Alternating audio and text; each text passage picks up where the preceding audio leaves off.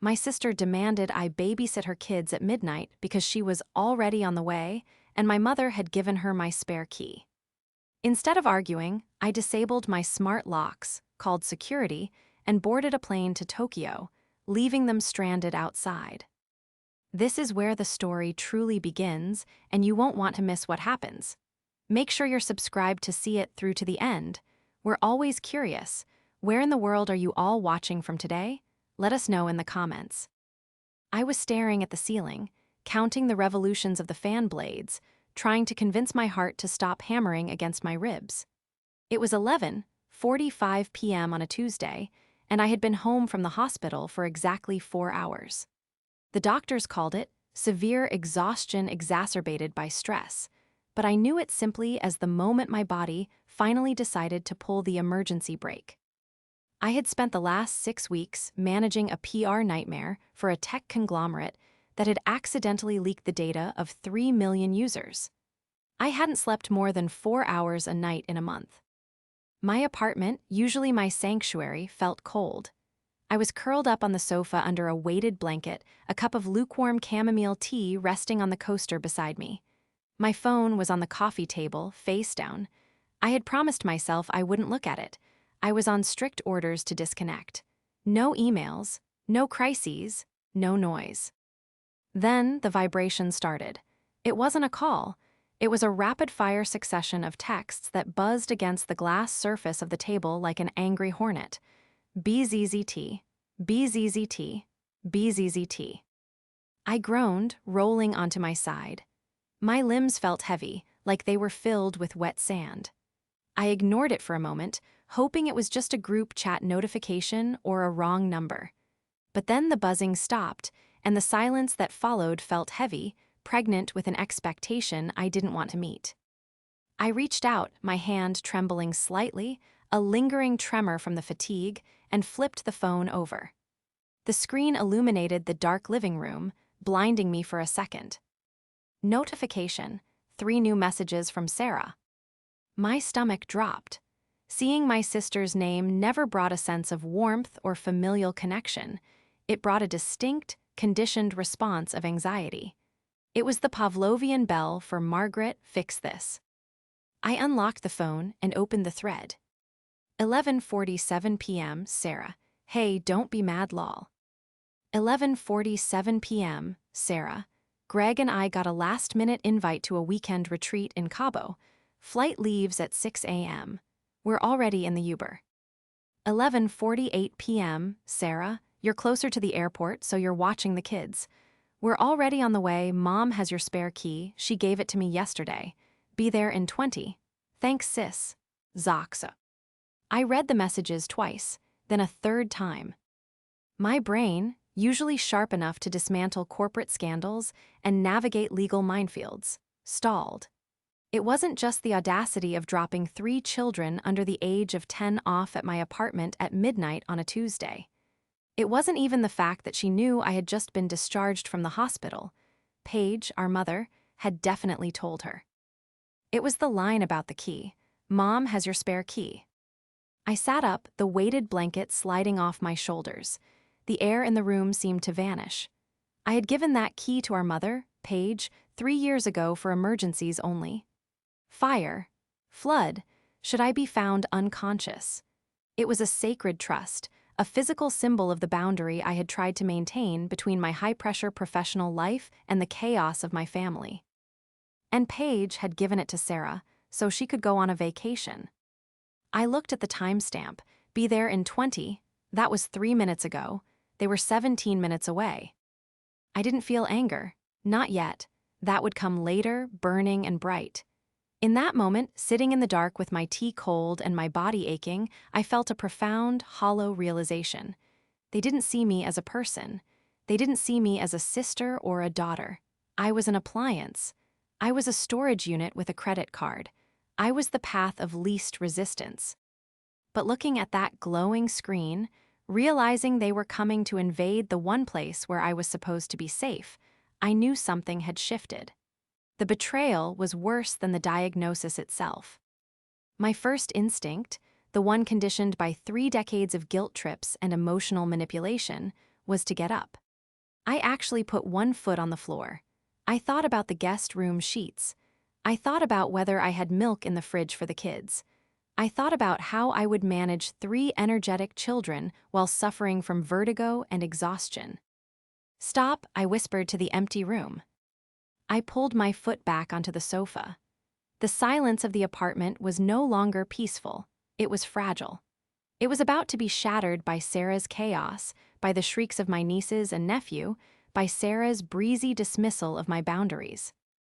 "Mom said it would be fine," Sarah would say. She always said that. "You have so much space, Margaret. It's selfish to keep it all to yourself." I closed my eyes and took a deep breath. I could picture them in the Uber right now. Sarah would be scrolling through Instagram, planning her beach outfits, completely unbothered by the fact that she hadn't even asked me. She hadn't asked if I was home. She hadn't asked if I was alive. She had simply announced her arrival like a storm front. I looked at the phone again. I could type a refusal. I could call her and scream. But I knew how that script played out. If I said no, she would show up anyway. She would use the key Paige gave her. She would waltz in, dump the bags in the hallway, kiss the kids goodbye, and say, "Well, we're already here, and we'll miss our flight if we turn back now. Don't be a monster, Margaret." And if I refused to open the door, she had the key. The physical distress hit me then, a wave of nausea that made me double over. My hands were shaking violently now. I wasn't just tired, I was cornered. I felt unsafe in my own home because my mother had weaponized my trust. I stood up and walked to the floor-to-ceiling window overlooking the city skyline. The lights of the city blinked back at me, indifferent and cold. I needed to think like a crisis manager. Assess the threat: invasion of privacy, unwanted occupants, significant mental health risk. Assess the assets: I have financial resources, I have mobility, I have control over the building's infrastructure. Identify the leverage: they think I am a static object. They think I am waiting here, passive and available. They had forgotten one crucial thing: I didn't just live in a high-security building. I own the penthouse because I consulted on the building's security protocols during construction. My smart home wasn't just Alexa turning on the lights. It was a fortress. I walked over to the wall-mounted control panel in the hallway. My reflection in the dark glass looked ghostly: pale skin, dark circles under my eyes, hair in a messy bun. But my eyes were hard. I tapped the screen, waking the system up. System status: armed stay. I navigated to the access control menu. There it was: guest key 2 pay. The little green icon indicated it was active. It was a physical fob, but the permissions were digital. Paige didn't understand that. Sarah certainly didn't understand that. To them, a key was a piece of metal or plastic that turned a lock. They didn't understand that in my world, access was a privilege, not a right, and privileges could be revoked.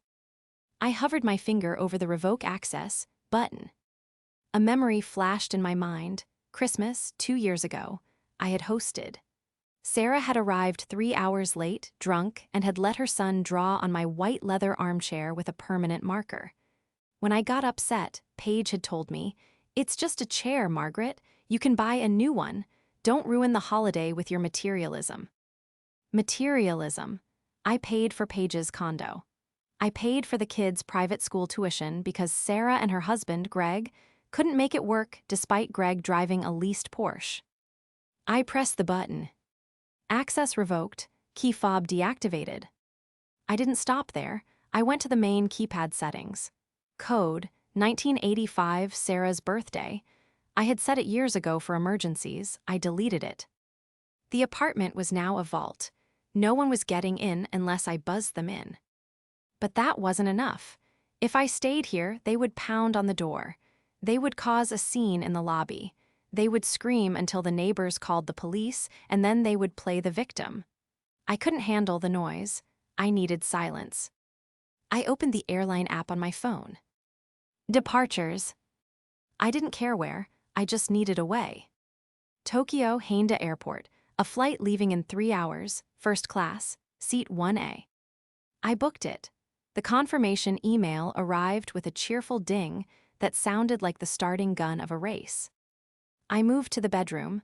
I didn't pack neatly. I threw essentials into my carry-on. Passport, laptop, medication, a change of clothes. I moved with a feverish intensity, adrenaline overriding the exhaustion. As I zipped the bag, I paused. I could hear the phantom sound of my mother's voice in my head. "Margaret, you have to be the bigger person. Sarah needs help. She's overwhelmed." They relied on my guilt. They relied on the fact that I had always been the responsible one, the strong one. They thought my strength was an infinite resource they could mine until the earth collapsed. But they had forgotten one crucial thing. You can only push a structure so far before the foundation cracks, and when I break, I don't crumble. I detonate. To understand why deleting a digital key code felt like cutting an umbilical cord, you have to understand the ecosystem of my family. I am the eldest, Margaret the steady one, Margaret the wallet. Sarah is 4 years younger, Sarah the dreamer, Sarah the free spirit. Our mother Paige is the R. Chidict of our dynamic. From the time we were children, the narrative was set in stone. If Sarah broke a toy, it was because I shouldn't have left it out. If Sarah failed a class, it was because I didn't help her study enough. If Sarah got a speeding ticket, it was my job to pay it because you have that fancy job, Margaret, and money is tight for her. I became a corporate crisis manager because I had been managing crises since I was 12 years old. I was good at it. I could take a disaster, analyze the fallout, and spin it into a recovery plan. I did it for Fortune 500 CEOs, and I did it for Sarah. When Sarah got pregnant at 22 with a guy she'd known for a month, I paid for the wedding to avoid a scandal in Paige's church circle. When that marriage imploded 6 months later, I paid for the divorce lawyer. When she met Greg, an entrepreneur whose business model seemed to revolve around multi-level marketing schemes and leasing luxury cars he couldn't afford, I kept my mouth shut. I smiled at the wedding. I bought them the crib. I set up the college funds for the kids, Ava, Noah, and Liam. I loved those kids, I really did, but Sarah used them as human shields. "I can't work," she would say, widening her eyes, looking at Paige for backup. "Being a mother is a full-time job. Margaret doesn't understand. She chose a career over family." That was the knife Paige loved to twist.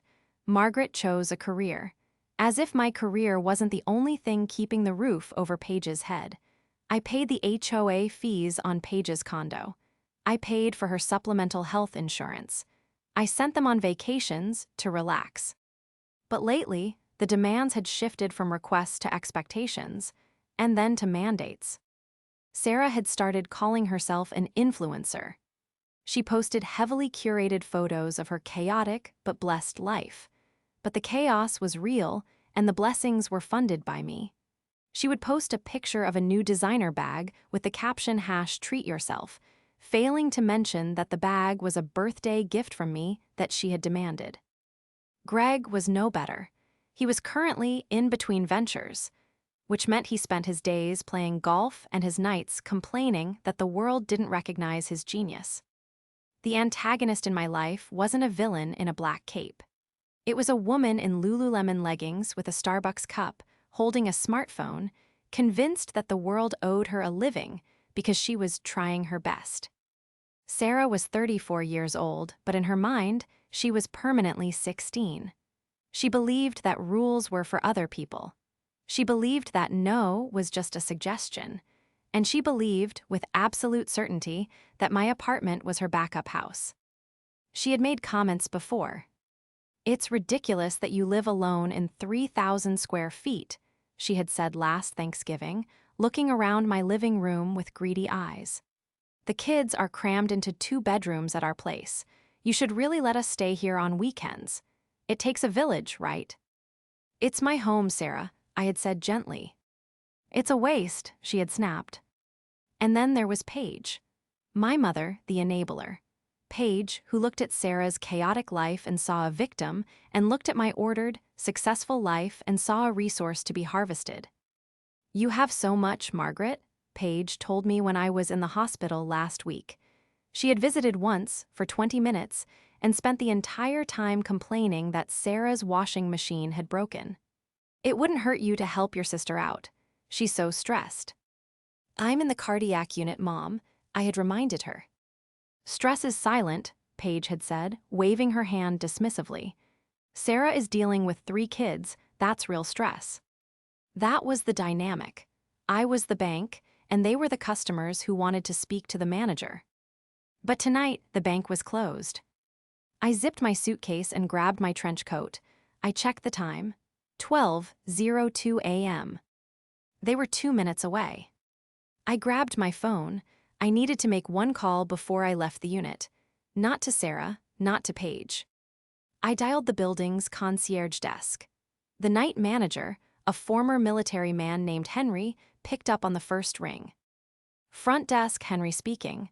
Good evening, Ms. Margaret. Henry, I said, my voice steady, betraying none of the tremors in my hands. I'm heading out of town for an emergency trip. I need to inform you of a security protocol update regarding my unit. Go ahead, ma'am. My sister and her husband are en route. They are not authorized to enter my unit. My mother, Paige, is also not authorized. I have disabled their key fobs digitally, but if they attempt to use a physical key or claim they have permission, you are to deny them entry. Under no circumstances are they to be allowed up to the penthouse floor. There was a brief pause. Henry knew my family. He had seen Sarah scream at a delivery driver in the lobby once. Understood, Ms. Margaret, Henry said, his tone shift. Ing to professional steel. Denied entry. Do you want me to call the police if they refuse to leave? If they cause a disturbance in the lobby, do what you have to do, I said. I am not reachable. Safe travels, ma'am. I hung up. I walked to the elevator that opened directly into my foyer. I pressed the buttons. As the doors slid open, I took one last look at my apartment. It was dark, quiet, and safe. I stepped into the elevator and pressed the button for the garage, bypassing the lobby entirely. I would take my car to the airport and leave it in long-term parking. I wasn't going to risk running into them at the front doors. As the elevator descended, my phone buzzed again. 12:05 a.m., Sarah, we're pulling up. The doorman looks new, hope he's not a jerk. See you in a sec. I stared at the text. A dark, hysterical laugh bubbled up in my throat. See you in a sec. No, Sarah, you won't. The drive to the airport was a blur of neon lights and wet asphalt. I drove my Audi in silence, the radio off. The engines hummed the only sound anchoring me to reality. I didn't breathe properly until I had handed my keys to the valet at the international terminal and watched the car disappear into the concrete maw of the parking structure. Inside the terminal, the air was cool and smelled of sanitized floors and expensive perfume. I bypassed the chaotic snaking lines of the economy check-in and went straight to the first-class counter. The agent, a woman with immaculate makeup and a soothing voice, didn't ask why I was buying a ticket to Tokyo 20 minutes before boarding. She just swiped my card and handed me a boarding pass. The lounge is to your left, Ms. Margaret. Boarding begins in 45 minutes. I retreated to the lounge, finding a secluded corner seat in the back, far away from the clatter of silverware and the low murmur of business travelers. I ordered a sparkling water with lime, opened my laptop, and finally, reluctantly, reconnected my phone to the network. The device convulsed in my hand. 17 missed calls, 42 text messages, 3 voicemails. I didn't open them yet. I wasn't ready to let their voices into my head. Instead, I opened my banking app. If there was one thing I knew about Sarah and Greg, it was that their spontaneity was usually funded by someone else. And if they were frantic enough to drop the kids off at midnight on a Tuesday, it meant they were running from something or running toward something expensive. I logged into my primary checking account. Normal, I logged into my savings. Normal, I logged into the family emergency credit card account, a card I had authorized Paige to use for medical expenses or house repairs. My breath hitched in my throat. Pending transaction. Luxury escapes Cabo $8,450. Pending transaction. Delta Airlines $2,200. Pending transaction. Uber Black $145. I stared at the screen, the numbers blurring slightly. The emergency card. The card intended for a burst pipe or a sudden hospitalization. They had used it to book a 5-star vacation. The audacity was breathtaking. They hadn't just assumed I would watch the kids, they had assumed I would pay for the privilege of them abandoning the kids. They were treating me like a feudal lord treating a serf, except the roles were bizarrely reversed. I was the one with the resources, yet I was the one expected to serve. I felt a cold, sharp clarity wash over me. This wasn't just familial disrespect, this was financial abuse. I minimized the banking tab and opened my email. I needed to know more. I needed to know how deep the rot went. I had a forensic accountant on retainer for my firm, a man named David who could find a missing penny in a billion-dollar ledger. I drafted a quick, encrypted email. Subject: Urgent Personal Audit, Phase 1 David. I need a full sweep of all accounts connected to SSN ending in Mom's SSN and any authorized user activity on my cards from the last 24 months. Flag any recurrent payments to educational institutions and cross-reference with withdrawals. I suspect misappropriation of funds. I need this by the time I land in Tokyo. I hit send. I wasn't just a sister anymore. I was the crisis manager, and I was investigating my own family. My phone buzzed again, a notification from my smart home app.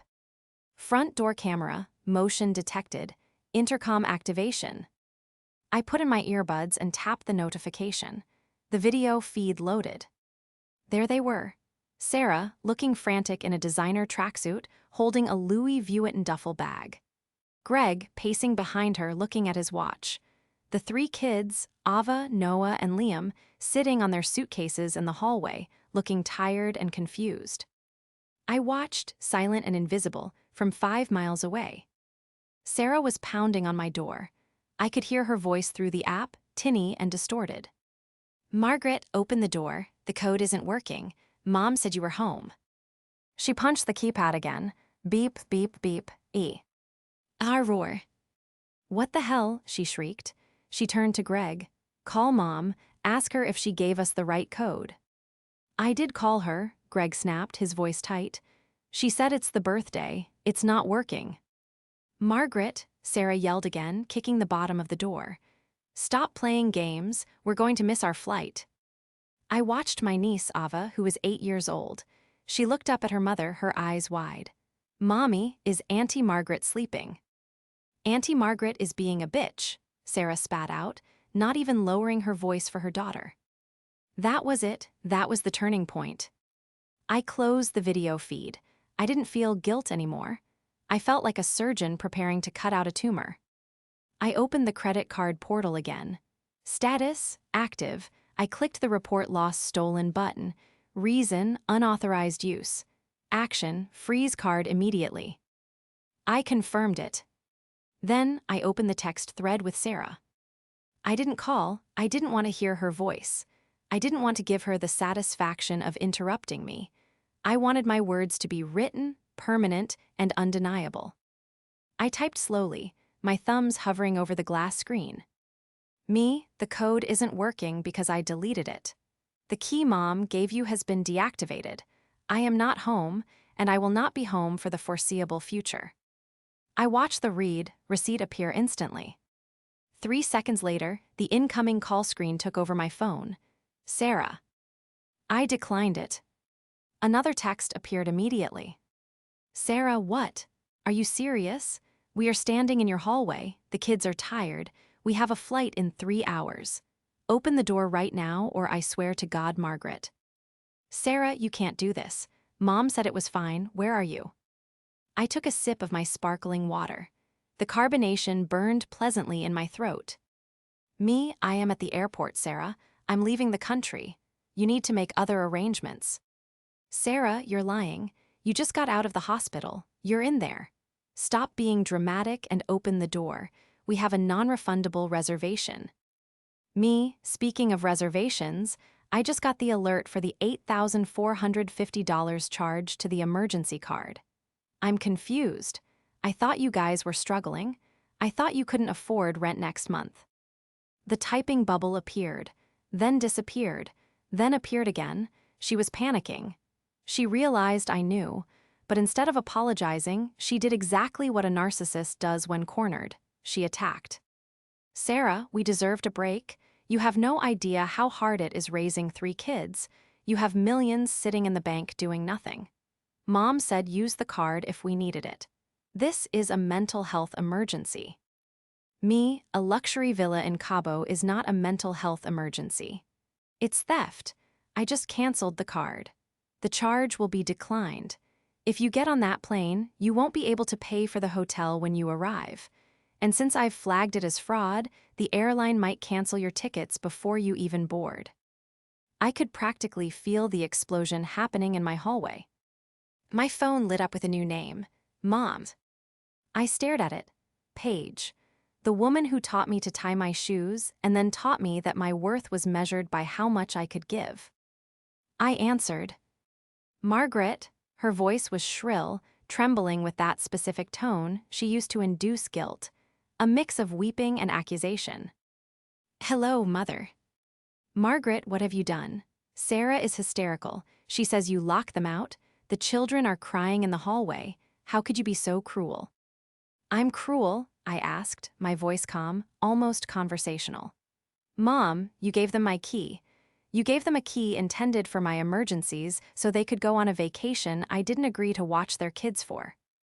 They needed help, Paige cried. Family helps family. You have that big empty apartment. Why are you being so selfish? Just buzz them in. You can't leave them stranded. I'm not leaving them stranded, Mom. They have a home. They can go back to it, or they can go to your condo. You have a pull-out couch. I can't take them, Paige sputtered. I have my bridge club in the morning, and my back is acting up. So it's okay for me, who just got out of the cardiac unit yesterday, to watch 3 kids for a week, but you can't do it because of bridge club. That's different. You're younger. You have money.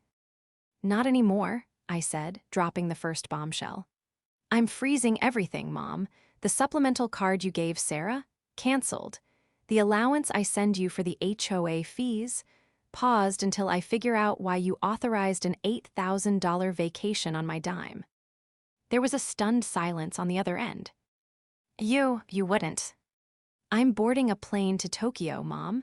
I'll be in the air for 14 hours. That's 14 hours where you and Sarah are going to have to figure this out without my wallet. Good luck. Margaret, wait, you can't.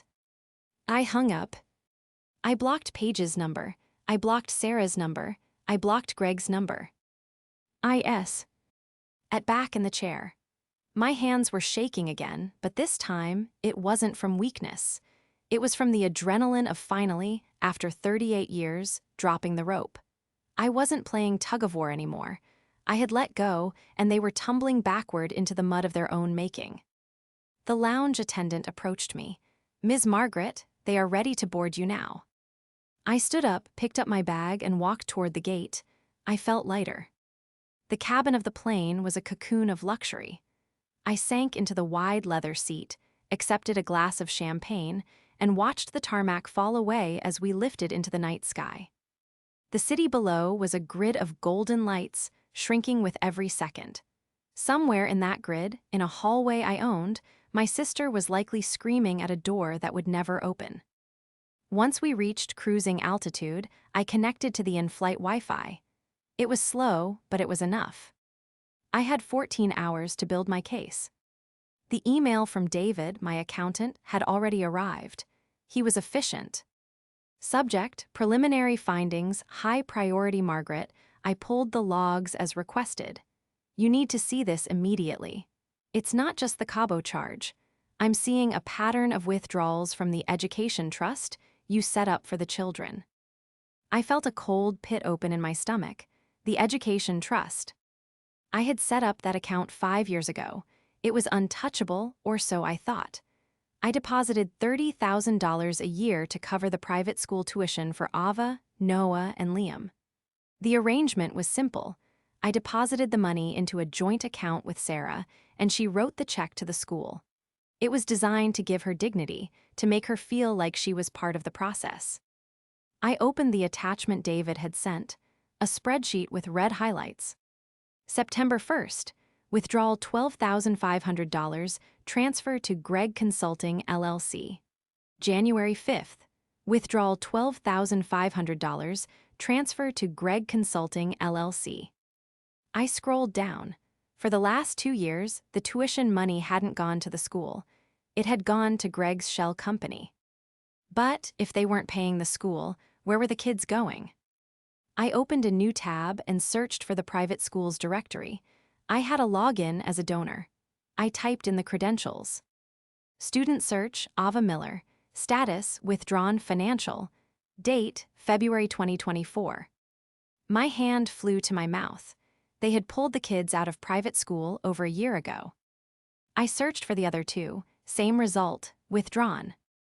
I sat there, 35,000 feet over the Pacific Ocean, staring at the screen in horror. They had pulled the children out of the best school in the city, put them in. What? Public school? Homeschooling? I didn't know. And all the while, they had kept accepting my $30,000 checks, cashing them, and funneling the money into Greg's, business, and Sarah's lifestyle. It wasn't just theft, it was fraud, and it was a betrayal of the children's future. I remembered the Christmas cards. Sarah had sent photos of the kids in their uniforms. They love the school, thank you, Auntie M. She had kept the uniforms. She had dressed them up for the photo to keep the money flowing. Rage, hot and blinding, flooded my veins. The sadness I had felt earlier evaporated. This was war. I needed more. If they were willing to lie about the kids' education, what else were they lying about? I went back to the banking records. I looked at the history of the emergency card Paige held. Gas station, grocery store, nail salon $120, liquor store $85, online casino $500, online casino $200, online casino $1,000. The timeline matched the dates Paige said she was at her Bible study. My mother, the pious woman who judged me for working on Sundays, was gambling away my money. I had the smoking gun, I had the artillery. I began to compile a document. I titled it Termination of Support. I took screenshots of the school withdrawal records. I downloaded the bank statements showing the transfers to Greg. I highlighted the casino charges on Paige's card. I wasn't just going to cut them off. I was going to ensure they could never, ever claim to be the victims again. I drafted an email to my lawyer, copying David. Subject, immediate legal action, fraud and theft. Prepare a cease and desist. Prepare a repayment demand for the misappropriated tuition funds, totaling $60,000. I want a lien put on Sarah's house if the deed is in her name. And regarding the condo my mother lives in, I own it. Initiate the eviction process. Give her 60 days, which is generous considering she stole from me. I paused before sending it. Evicting my mother, it was the nuclear option. Then I remembered the text. You're closer, so you're watching the kids. She had known. Paige knew Sarah was coming. Paige knew about the tuition money, she had to. They were all in on it. They were a vampire squid wrapped around my finances, draining me dry while telling me I wasn't giving enough blood. I hit send. I closed the laptop. The cabin was dark now, most passengers asleep. I wasn't asleep. I was wide awake, staring into the darkness. I had dismantled my family in the span of a 6-hour flight. But I wasn't done. The real confrontation hadn't happened yet. That would come when I landed, when I turned my phone back on, when I showed the world, and the rest of our extended family, exactly who Sarah and Paige really were. They wanted a reaction. They were going to get a revolution. I didn't block them forever. I blocked them for exactly 10 days, the duration of my stay in Tokyo. Those 10 days were a revelation. I slept for 9 hours a night in a hotel room overlooking the Imperial Palace. I ate sushi at 3 a.m. I walked through the Shinjuku-Jion National Garden and watched the cherry blossoms fall like pink snow. For the first time in nearly 2 decades, my phone was silent. No crises, no demands, no guilt. But I knew the silence was temporary. The storm was waiting for me back home. I returned on a Friday morning. My lawyer, Mr. Henderson, had been busy. The eviction notice for Paige's condo was drafted and ready to be served. The demand letter for the $60,000 in misappropriated tuition funds had been sent to Sarah and Greg's house via certified mail. They hadn't received it yet. I had timed it perfectly to arrive the following Monday. I wanted one final moment of truth before the legal sledgehammer fell. The opportunity presented itself in the form of my Aunt Clara's 60th birthday dinner. It was a mandatory family event held at a banquet hall in the city. The entire extended family would be there, cousins, uncles, the village that Sarah loved to preach about but never contributed to. I knew they would be there. I knew they would be waiting to ambush me. They would have spent the last 10 days spinning a narrative where I was the unstable, heartless monster who abandoned innocent children in the dead of night. I dressed for war, not in armor, but in a tailored silk dress I had bought in Ginza, sharp heels, and a fresh blowout. I looked rested, wealthy, and unbothered. I carried a sleek leather tote bag. Inside were 20 copies of a very specific dossier. I walked into the banquet hall at 7:15 p.m. The murmurs started immediately. The room was filled with the clinking of silverware and the hum of conversation, but as I made my way toward the head table to greet Aunt Clara, the noise level dropped noticeably. Eyes followed me. I saw my cousin whispering to her husband. I saw Uncle Ben frowning. And then I saw them. Sarah, Greg, and Paige were sitting at a round table near the front. When Sarah saw me, she didn't just stand up, she practically launched herself from her chair. Her face was blotchy, her eyes manic. She looked like she hadn't slept in a week. "You," she shrieked. The entire room went dead silent. "Hello, Sarah," I said, my voice calm, projecting effortlessly to the back of the room. "Happy birthday, Aunt Clara." Sarah marched over to me, Greg trailing behind her like a shadow. Paige stayed seated, clutching her napkin, looking pale. "You have the nerve to show your face here," Sarah yelled, pointing a shaking finger at my chest. "After what you did, you left my children on the street. At midnight, you psychotic bee." "Lower your voice," I said, cutting her off with a tone of ice. "You're embarrassing yourself." "I'm embarrassing myself?" Sarah laughed, a high-pitched, hysterical sound. She turned to the room, arms wide. "Did you all hear what she did? Margaret locked her own nieces and nephew out of her apartment because she couldn't be bothered to help family. We had nowhere to go. My kids were traumatized." Murmurs of disapproval rippled through the room. Aunt Clara looked uncomfortable. "Margaret," she began, "maybe this isn't the time." "No, let her speak," I said, stepping into the center of the room. I wasn't hiding anymore. "Tell them, Sarah. Tell them why you were at my apartment at midnight on a Tuesday." "We had an emergency," Sarah cried. "We needed support." "An emergency," I repeated. Was the emergency medical? Was the house on fire? It was a mental health crisis. We needed to get away. "By get away, do you mean the 5-star luxury resort in Cabo San Lucas that you booked on my emergency credit card?" I asked. The room gasped. A few forks dropped onto plates. Sarah faltered, her face turning a deep shade of crimson. That was for therapy. We needed to reconnect as a couple." "And the children," I pressed. "You were leaving them for a week. Why couldn't they go to school? It was a Tuesday." They had the week off," Greg interjected, stepping forward to defend his wife. He puffed out his chest, trying to look imposing. "Not that it's any of your business, Margaret."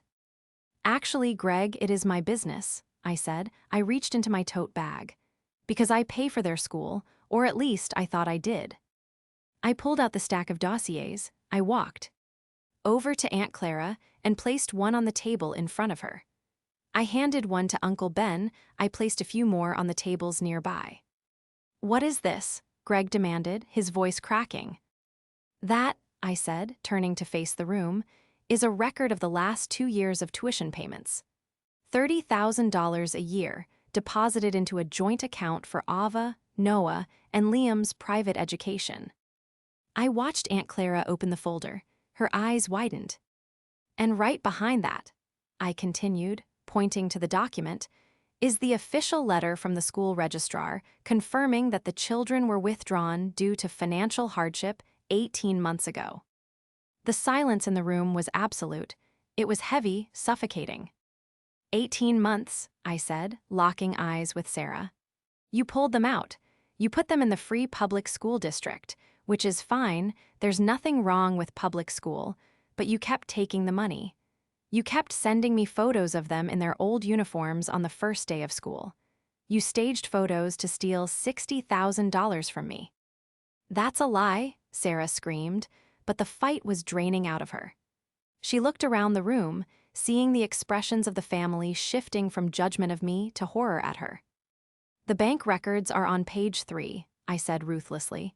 "Transfers from the tuition fund directly to Greg Consulting LLC.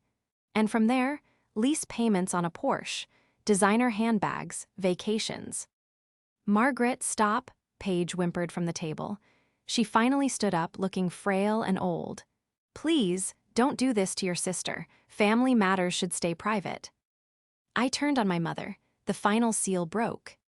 "Private, like your gambling addiction mom." Paige froze. I held up another sheet of paper. "I audited the emergency card you hold, Mom. The one for your prescriptions and groceries. Since when does the grocery store charge $500 at 2 a.m. on a gambling website? Since when does the pharmacy look exactly like the transaction code for the slot machines at the Riverboat Casino?" I was lonely," Paige whispered, tears spilling over. "It's just a game." "It cost me $12,000 this year alone," I said. I looked around the room.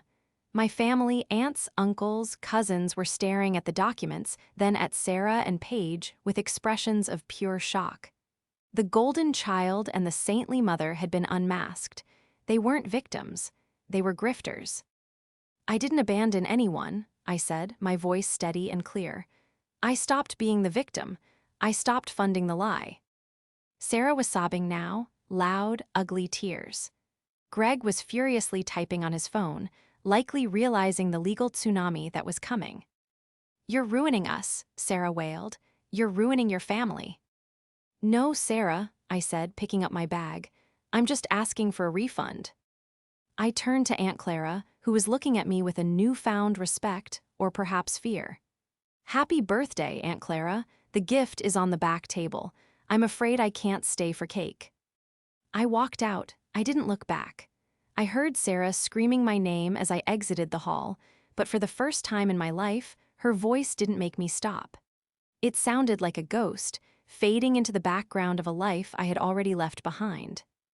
The fallout was swift, brutal, and entirely necessary. The following Monday, the certified letters arrived. I didn't have to guess the reaction. My lawyer, Mr. Henderson, handled the communications. When Greg tried to call his office to threaten a countersuit, Mr. Henderson calmly informed him that we were prepared to file criminal charges for fraud and embezzlement regarding the tuition money. The threat of prison time has a way of sobering people up. They settled. They didn't have the cash, obviously, had spent it all on appearances. So, we liquidated their assets. The Porsche went back to the dealership. Sarah's closet was raided and sold on consignment. They had to take a second mortgage on their house to pay back a portion of what they stole. As for Paige, the eviction proceeded. It was the hardest part emotionally, but I stuck to my guns. I sold the condo. I took the proceeds and put them into a locked trust. I used a portion of that trust to pay for a modest one-bedroom rental for her in a senior living community. It was clean, safe, and paid for, but she had no access to the cash and no spare bedroom for Sarah to crash in. She had to live within her means for the first time in her life. The Bridge Club gossip was vicious, of course, but interestingly, it wasn't directed at me. Once the truth about the fake uniforms came out, the sympathy for Sarah evaporated. Even the most judgmental aunts couldn't defend stealing from your own children's future. But the most important resolution wasn't financial. It was the children. I didn't cut them off. I couldn't punish Ava, Noah, and Liam for the sins of their parents. I set up a new education trust, this NE was ironclad. It was managed by a third-party trustee. The money went directly to the institutions, schools, tutors, camps. Sarah and Greg couldn't touch a cent. If they wanted the kids to have something, they had to submit a request form to the trustee. I remember the first time I saw the kids after the incident. It was 3 months later. I met them at a park, supervised by Greg, who wouldn't look me in the eyes. Ava ran up to me and hugged my legs. "Mommy says you're mean," she whispered, looking up at me with innocent eyes. "But I missed you." I knelt down and hugged her tightly. "I missed you too, sweetie. Adults are complicated, but I'm always here for you." Sarah and Greg are still together, miserable in their downsized life, blaming the world for their misfortune. They post less on social media now. It's hard to project a luxury lifestyle when you're driving a 10-year-old sedan and paying off a fraud settlement. As for me, I'm still working, but I work differently now. I don't take on every crisis. I don't answer calls after 8 p.m., and I changed the locks on my apartment one last time. I was sitting on my balcony last night, drinking tea, hot this time, looking out at the city lights. My phone buzzed on the table. Notification, missed call from Mom. I looked at it. I didn't feel the spike of anxiety. I didn't feel the urge to fix it.